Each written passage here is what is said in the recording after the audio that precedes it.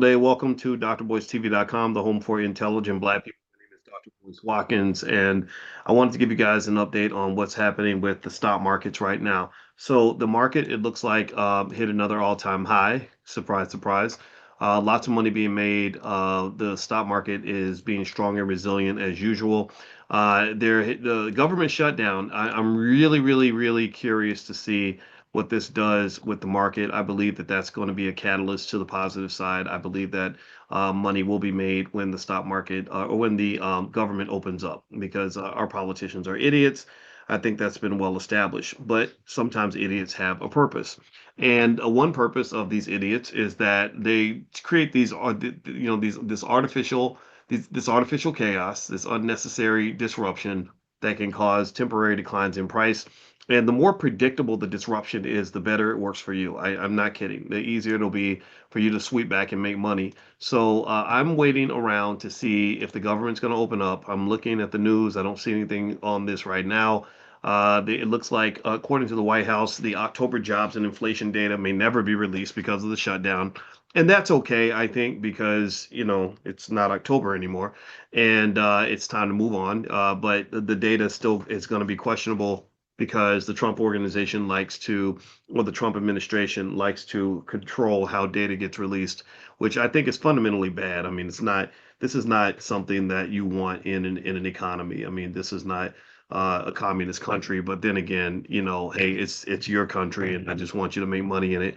Um, it looks to me like Anthropic is about to spend 50 billion on US AI infrastructure, and Anthropic is an interesting company because they're kind of being presented as sort of an opposing force to OpenAI. OpenAI is a company that people don't really believe in very much. I think that people look at OpenAI and they think they're full of crap because they're claiming to be able to pay, 1.4, $1.5 trillion worth of bills in infrastructure in these various partnerships, but they only make 13 billion in revenue and they're losing money by the boatload.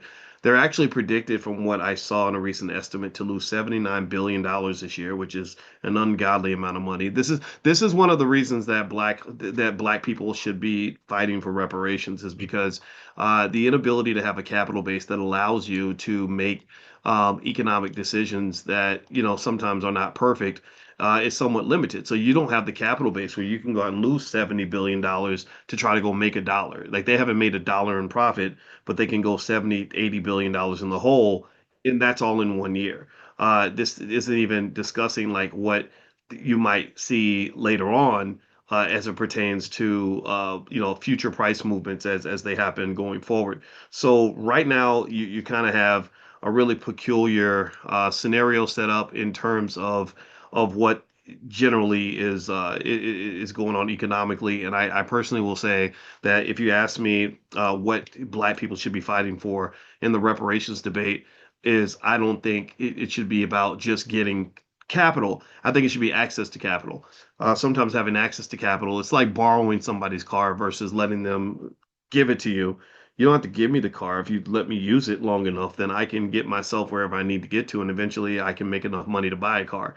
And that's what access to capital does. Without access to capital, Sam Altman wouldn't be able to go lose, 70, $80 billion in a year. They have to have a lot of faith in him. And if they lose that faith, then that can end up disrupting the entire tech sector. So that could be pretty ugly. All right. Now, the next thing that's going on is it looks like Nvidia and some other AI stocks kind of got hit a little bit today. Let me see. I haven't seen what the situation is. Let me see here. Um, because I thought Nvidia did well today, but maybe I'm wrong. Let me see if Nvidia's dipping, and it could have to do with the fact that Mayoshi son, sorry, from the Vision Fund sold his stake in Nvidia. Let me see. Nvidia looks like Nvidia dropped a little, but not much. It went up slightly today, less than 1% though, very tiny, and dropped slightly. So it's not doing so bad. Now over the last week.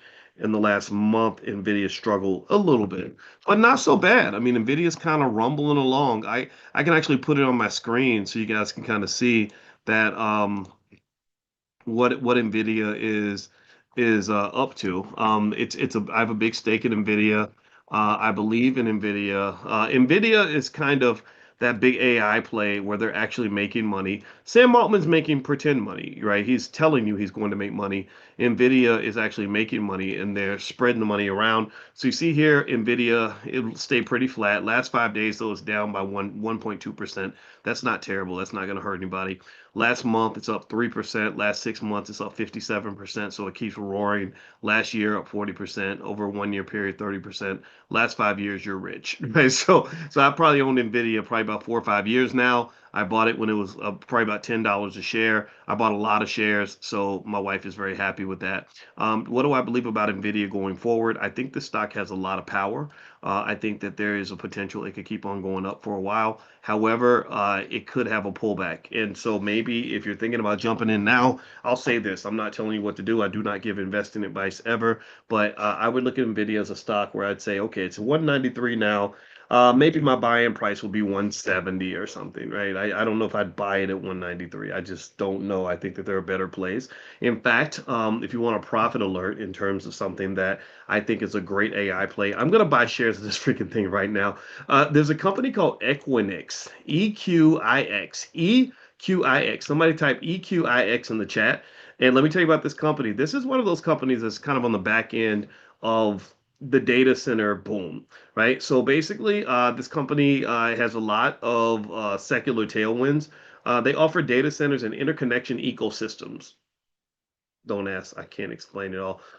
They recently launched an AI ready backbone to capture distributed workload. The analysts believe that data center infrastructure plays are benefiting from hyperscale cloud and enterprise AI build out.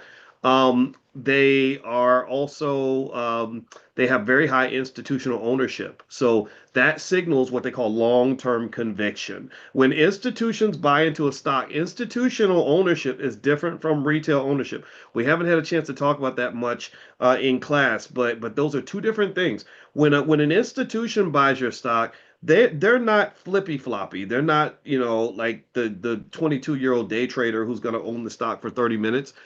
These are companies that basically want to own the stock long term. So that means that the EQIX, Equinix, is a company that has a lot of conviction behind the ownership, which gives an additional layer of price stability that could minimize the probability that you get your ass kicked in case the stock gets hurt. So what I'm going to do, the price is $818 a share. Don't forget you can buy fractional shares. I'm going to go ahead and increase my stake in that stock right now. I think I already own a little bit. Now I own a lot. I just bought it and it's in my account now. So EQIX, that's the stock that I like. I am not giving investing advice. Make sure you let me know in the chat that you understand that I ain't telling you what to do. I'm just telling you what I'm doing. So that's what I own. So the other reason I wanted to own the data center plays is because everywhere I keep hearing that there's just this over demand for data centers that they just everybody wants a data center, but then what's even bigger is the demand for the supplies to build a data center, right? So those are two different things. There's the data center itself, completed and done, and then there's all the stuff you need to build the data center, like the bricks and the electricity and the water and everything else, right? So this is a really crazy scenario where the demand is explosive. Enterprise use of artificial intelligence is growing by leaps and bounds. That's why you're seeing all these jobs disappearing. That's why a lot of your, give me a yes if you know somebody in your family who is going to college soon or about to graduate from college. Anybody, or maybe you're in college. Anybody got somebody in your family that's going to college soon or in college now? What do you think? We got two in college. We got two in college and one on the way. How many of y'all? Anybody else? Give me a guess in the chat if you got somebody in your family that's going to college or in college or on the way to college. All right. So if so, as you put your yeses in the chat, I'm gonna tell you something I need you to share with your loved one. Tell them that AI is eating everything up. AI is eating up all the jobs that young college grads are getting, even in fields like computer science. So you have to prepare them for the pivot. You have to get ready for the future. If they do not get ready, they're going to get their feelings hurt. The worst way to go to college, and you're talking to a college professor. I taught on college campuses for about 20 years, University of Kentucky, Indiana University, Ohio State University, Syracuse. And one of the things that I saw is that there are people that go to college with intentionality, where they plan to use their education in a specific way to achieve a certain goal, and they're thinking consciously about it. And then there are people, and unfortunately it happens a lot to first generation college students, that somehow think that magically because they have this piece of paper, somebody's going to want to hire you. And what can be heartbreaking is when you spend your 4 years on campus, going to all the step shows and all the parties and doing some homework in between, and then you come out and you say, "Ah, I got my piece of paper, hire me now." And then your black ass ain't you working at Foot Locker, right? This has happened a lot, and I don't want that to happen to your kids. So let them know that AI is eating up a lot of jobs. And so I would encourage you to be extremely careful about that. Someone's asking about bots. Yeah, I invest in bots. When I bought it, I wasn't planning on selling it. Bots is a robotics ETF. When I buy stock, my plan is to own the stock for several years. So if the stock has a bad month, I usually don't care. If it has a bad week, I don't care. If it has a bad year, okay, great. Let me go buy some more. It's cheap now. And so don't jump in with a fly by night mentality. If you about it, then you got to be about it. So not only do I own bots, but I'm gonna look and see how much I own because I may need to buy some more. Oh no, I got a lot of bots. Oh, buddy, okay, I don't need no more. Yeah, and it's made 10% this year, so I've got a good ROI. And what the robotics ETF basically does is it gives you ownership in companies that are related to robotics. Robotics is going to be massive. Um, it's going to be literally an industry that some believe will be bigger than AI is right now, bigger than the automobile industry. Elon Musk is leveraging his entire career on AI and robots and driverless cars, which basically a driverless car ain't nothing but a robot with wheels. So, so that's it's like a large language model that can drive you to your house. So the bots ETF, they own a lot of shares of Nvidia, 11.6%. So Nvidia's earnings are coming out, I think, on the 19th. That's in 1 week. That's a very big deal. If those earnings numbers come up short on any level, it will absolutely crater a lot of your stock. Just be honest. It might be a buying opportunity for those of you that believe in the long-term vision. For those of you that are already in it, just know you're gonna get rocked. They will rock you on the 19th. It's Nvidia's earnings are a big deal. Let's see, they own other companies like ABB. I don't know that one. Fanuc Corporation in Tokyo. Intuitive Surgical, I've heard of them. And a few other robotics companies. So basically, it's not just U.S. companies. So a lot of the holdings are in international markets, and like companies in Japan and stuff like that, which I think is good to have ownership in other countries. It's what you call a thematic ETF, and that means that it targets specific trends, like robotics and AI, rather than the broad market. And so ultimately, it's a way to invest in robotics and automation without picking individual stocks. ETFs are a great way to start investing because if you put all your money in one stock, you have a probability of losing everything. If the company goes bankrupt, then you lose it all. So when I pick individual stocks, I have lots of them. I don't pick one individual stock, I pick several.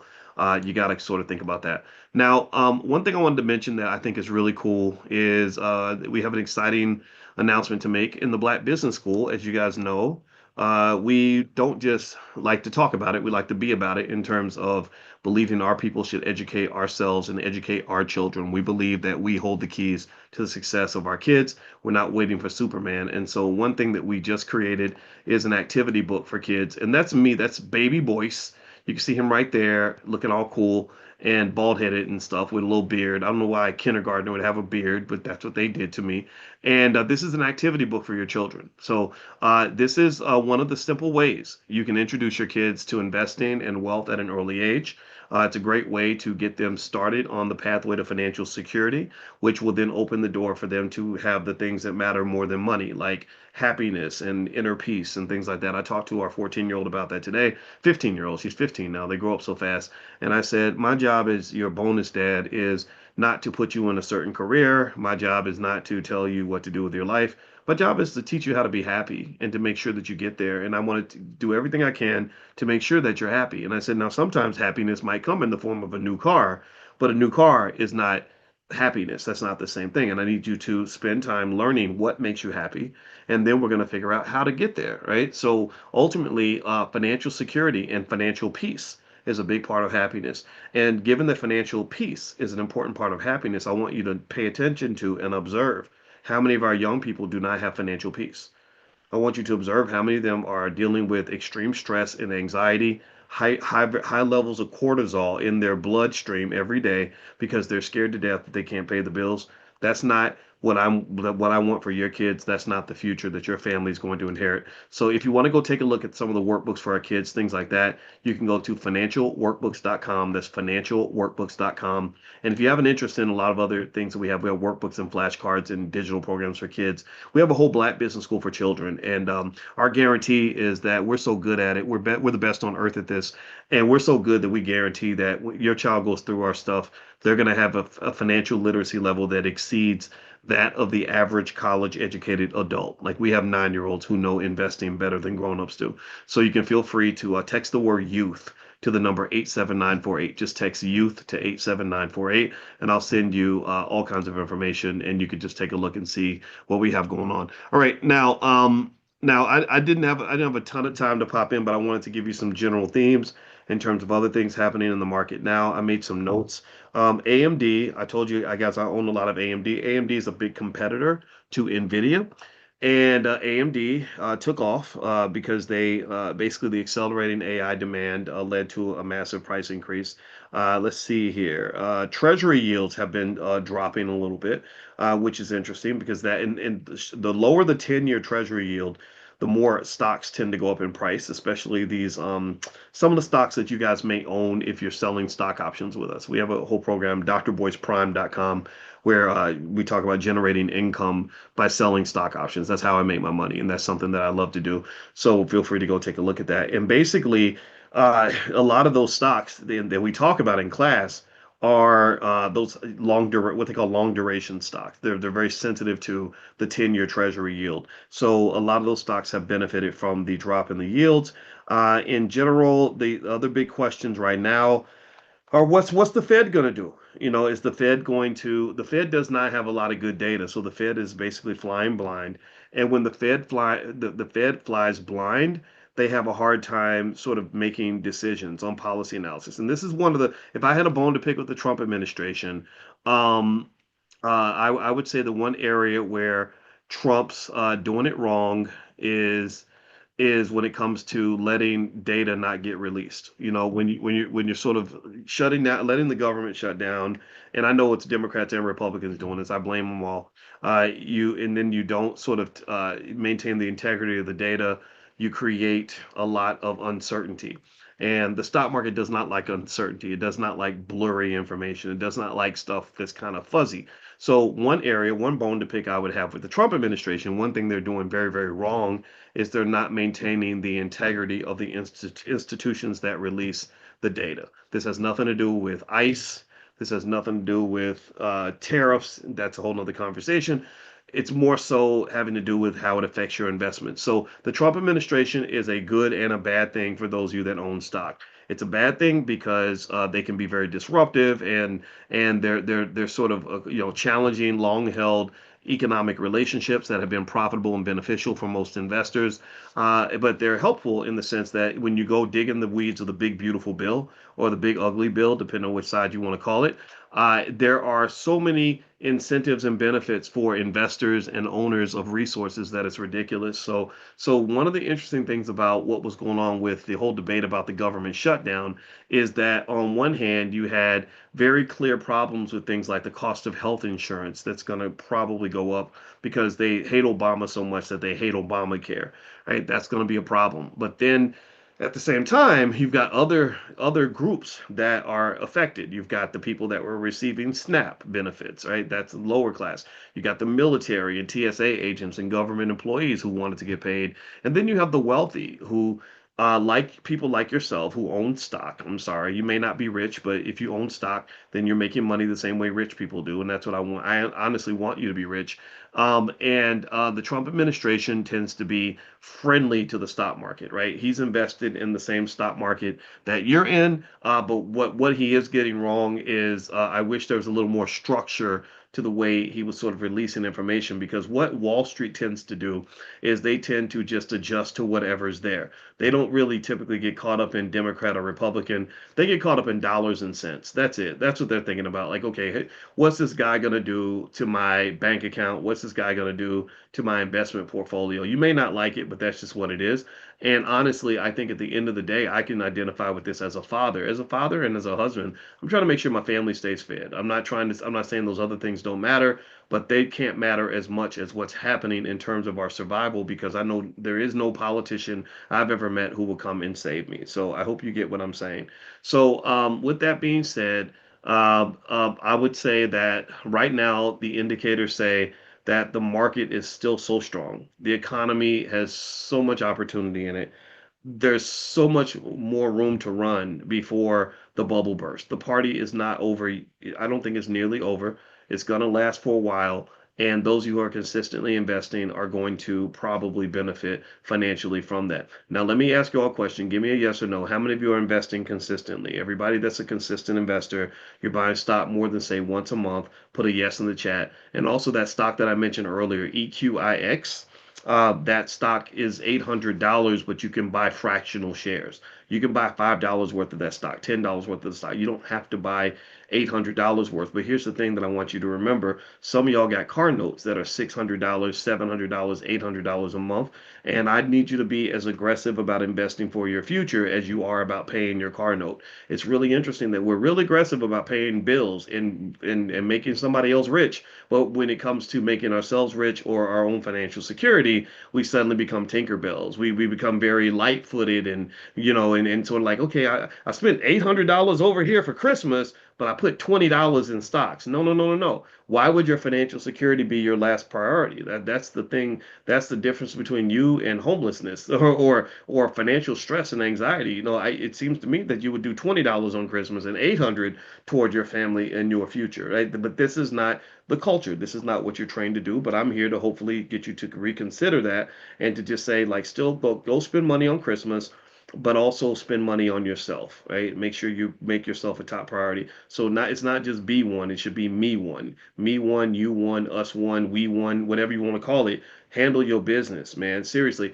In fact, Christmas is coming, and I just want to encourage everybody out here who's a parent. How many of y'all are parents? Every parent in the room, let me know if you shout yourselves out, and give yourself a pat on the back as you shout yourself out, because I want you to know how important your job is, and I want to, and maybe nobody's telling you, but I want you to know how important your job is for the Black community. The parents that are doing the job, that are taking care of the kids, with the babies, loving them, educating them, and everything else. Your job is the most important job in the entire Black community. There's no celebrity that has a job that's more important than you. There's no corporate Negro that has a job more important than you. There's nobody who's working in a factory doing a job more important than you are, because you're raising the next generation. You're guiding them. You have the keys to the kingdom. You are the leaders of that pack. So what I would say to you is, Christmas is coming. Here's what I need you to do. Let's do a Christmas plan. My mother used to talk to me about stuff like a Christmas club, and she would tell me about how you could save $5 a month and have $50 at Christmas time. I miss my mama right now. I wish she was right here with me. But anyway,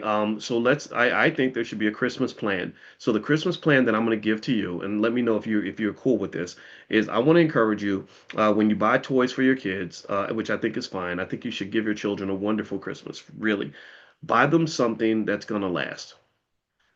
Get them some assets. Buy them some stock. Just buy some stock. You can buy it for yourself and just say, I got this for you. Just show them, right? You can show them on your app, or there's ways you can order a stock certificate and have it mailed to your house, right? So do something like that, and if you want to, let me see here. If you want to buy stock and have it mailed to your house, let me see. I'm looking. I'm grabbing some stuff here. I'll give you a couple places you can go to get that done. That really makes a difference. That'll change their whole trajectory for the next 40, 50 years. Remember, toys are kind of stupid in a way because they're really nice. Like, we love the toys for about 3 months, and then they're worthless, right? But if you buy stock and you hold it and you don't sell it, that thing could be making money for you for the next 40 years. Don't go for the 3 months, go for the 40 years. Um, so a lot of times, if you have a broker, you can talk to the broker, and if you're with Merrill Lynch or Fidelity or something like that, you can message them and have them mail a physical stock certificate. There's probably some kind of fee. Let me see here. If you're looking for a website that can do this, let me see if I can find a couple places that look pretty good. Let's see. You can go to let's see, there's a site called Legacy Stock Transfer, and they give you guidance on how to get a physical stock certificate. There's something called Give a Share, I guess giveashare.com. They list companies that still issue physical certificates. Um, and so Legacy Stock Transfer and giveashare.com. Those are the two that came up. But I will say at the end of the day, like whatever it takes, like just find those opportunities to give those little lessons. That's going to make such a big difference. I mean, it doesn't make any dang sense that we have kids grow up and they're like 18, 19 years old and they know how to play football, they know how to play basketball, they know how to rap, they know how to twerk, and they know everything about their favorite celebrity, but they nobody ever took 5 minutes to show them how to actually own stock so they can have financial security and not be out in these streets begging and tricking and selling their body for money and doing all kinds of stuff that they do when they're financially desperate. So if in my view, I hope you can agree with me. Let me know if that's okay. I don't want to push you too hard, but I kind of want to push you hard because this is your opportunity to protect the babies, and we got to protect the kids. So protect them with wealth, protect them with education, protect them with preparation. That is what peace looks like. That's what financial peace looks like. That's what financial security looks like. And financial peace ain't got nothing to do. It really ain't got a lot to do with money. Financial peace literally means you don't have to think about money anymore because you're comfortable. My wife does not talk about. I'll use my wife as an example. My wife does not talk about money hardly at all. The only time she talks about money is when we got a bill to pay or something like that. Um, she's not interested in, like, when I start talking about finances, she doesn't sit and listen to my podcast intently and take notes on strategies for investing. She don't care about that stuff. Part of it, is that she's a social worker, and social workers are in a different kind of field. They care more about the human experience and things like that, which is what good social workers do. But I explained to her, I said, the reason that you don't have to think about money is because you've been very responsible with money.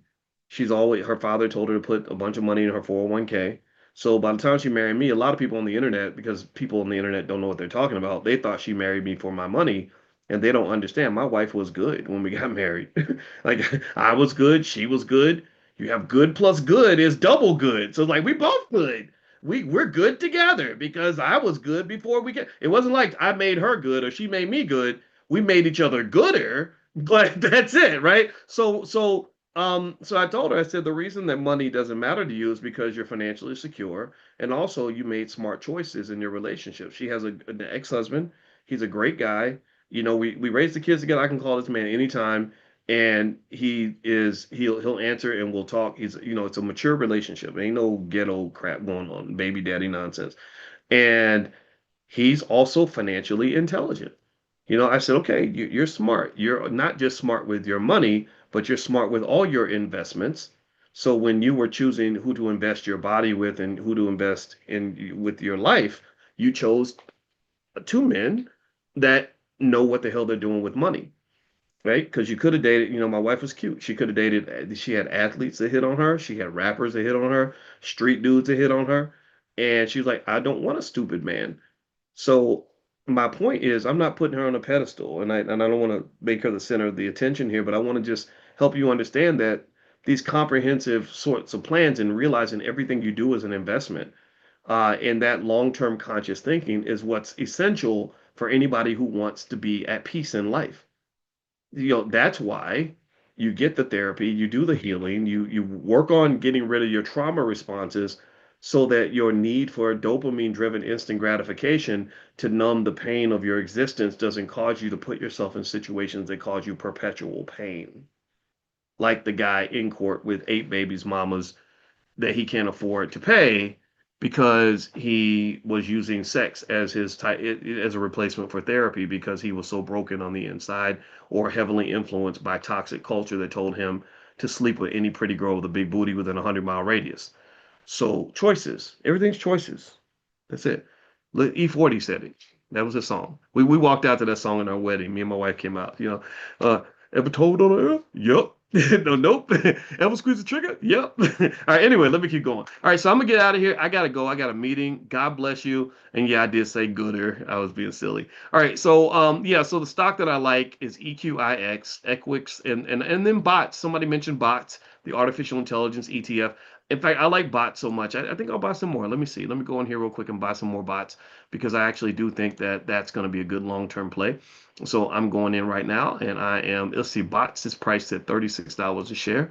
So let me go grab some. I'm not going to get too much though because I don't want to over OD on that stock, but I do kind of like it. All right. So one more thing too. Tonight we're doing Powernomics training. So if you want to join us, just you can text the word or just join the morning class. Text the word morning to the number 87948. I'll send the link out to everybody in Money in the Morning. So text the word morning to the number 87948. And tonight we're going to study Black economic history with Dr. Claude Anderson. He won't be there, but we read his books and honor this great man. And also, if you want to take a look at our financial flashcards for kids and financial workbooks, you can go to financialworkbooks.com. That's financialworkbooks.com. They might make great gifts for you and your family as Christmas